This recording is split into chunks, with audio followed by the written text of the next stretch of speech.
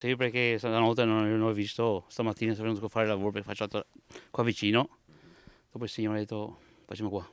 È una mattinata di lavoro per rimuovere i detriti del tetto distrutto in via Segat a Reana del Royale, con un'abitazione di 2 piani il cui tetto ha preso fuoco alle 2:30 di notte del giovedì. Il proprietario della casa, il signor Luigi, racconta l'accaduto. Erano le 2:30 di mattina e ho detto rispondo, se mi chiamano l'inquilino, perché sì. E praticamente c'era questo incendio abbastanza vasto che ha preso tutto il tetto praticamente di questa parte di abitazione. Lui ha chiamato subito i pompieri prima di chiamare me, ha avvertito la famiglia accanto perché le case sono collegate, se vedete ce n'è una bianca e una gialla.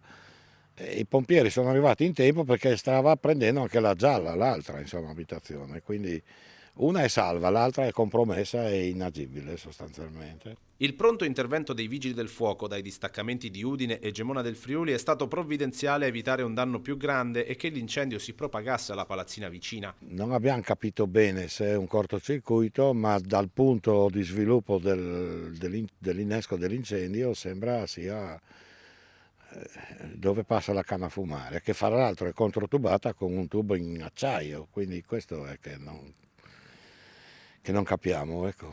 Prima vedere le travi come sono. Se sono da cambiare o non da cambiare, decide il padrone di casa.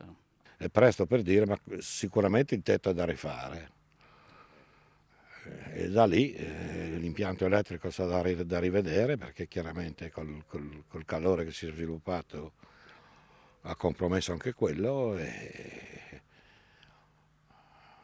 poi vedremo insomma. L'inquilino è uscito illeso ed è ora ospite di parenti. Danni notevoli e difficile capire se il bicchiere è mezzo pieno o mezzo vuoto. Un brutto regalo per l'inizio del 2026. Ho la fortuna che ho un'impresa che mi lavora qua, quindi mi sta portando via i copi che hanno buttato giù, tutto per liberare quella stradina che c'è lì e che non ha preso l'altra parte di abitazione.